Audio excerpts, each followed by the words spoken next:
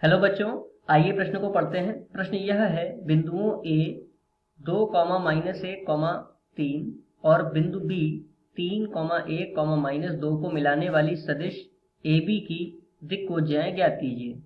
आइए सर्वप्रथम प्रश्न की मुख्य अवधारणा को जान लेते हैं। मुख्य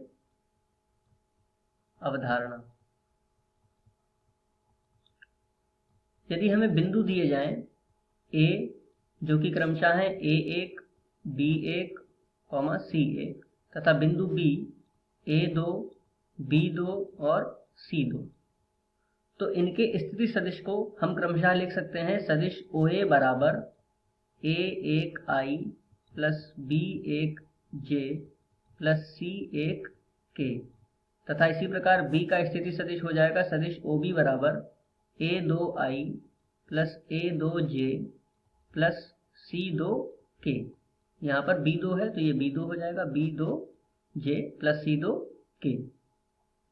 अब देखिए, हमें AB प्राप्त करना है, तो AB को प्राप्त करने के लिए B का स्थिति सदिश अर्थात OB में से OA को घटा देंगे तो हमें सदिश AB प्राप्त हो जाएगा। इसके पश्चात हमें इसकी दिक्कोज्याएं निकालनी है। तो यदि हमें कोई सदिश दिया जाए सदिश R बराबर AI plus BJ plus CK, तो इसकी दिक्कोज्याएं क्रमशः L बराबर होती हैं I का गुणांक अर्थात A बटे R का मापांक। अब मापांक कैसे प्राप्त करते हैं? वर्गमूल में I के गुणांक की घात 2 प्लस J के गुणांक की घात 2 प्लस K के गुणांक की घात 2 अर्थात A की घात 2 प्लस B की घात 2 प्लस C की घात 2। इसी प्रकार M बराबर होगा J का गुणांक अर्थात B बटे वर्गमूल में A की घात 2 प्लस B की घात 2 प्लस C की घात 2, और N बराबर होगा K का गुणांक अर्थात C बटे वर्गमूल A की घात 2 प्लस B की घात 2 प्लस C की घात 2। आइए इस मुख्य अवधारणा के आधार पर अब प्रश्न को हल करते हैं। प्रश्न में बिंदु दिए गए हैं 2, -1, 3 तथा 3, 1, -2। तो यदि हम यहाँ पर OA लिखें, सदिश OA बराबर होगा 2I minus J plus 3K। इसी प्रकार सदिश OB बराबर होगा 3I plus J minus 2K। अब देखिए, यहाँ पर हम सदिश AB का मान प्राप्त करते हैं, तो सदिश AB बराबर क्या होगा?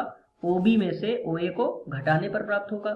तो OB का मान है 3I, 3I में से यदि हम 2I घटाएं तो हमें प्राप्त होगा I।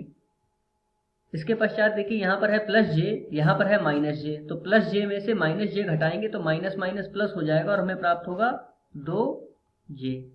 इसके पश्चात देखिए, यहाँ पर है -2K और यहाँ पर है 3K, तो यहाँ पर माइनस को करेंगे तो माइनस का चिन्ह आ जाएगा। -2 -3 जुड़ करके हो जाएंगे -5K।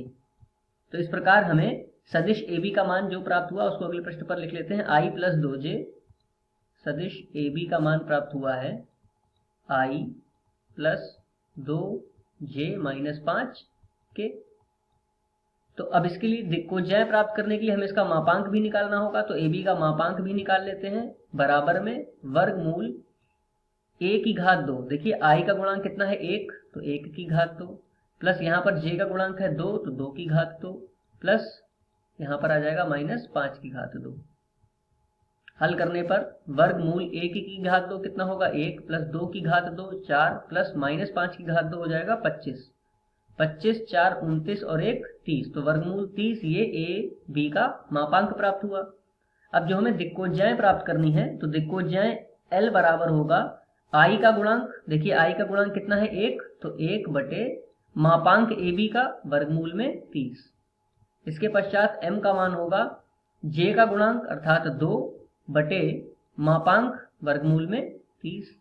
इसके पश्चात N बराबर होगा K का गुणांक अर्थात -5 बटे वर्गमूल में 30।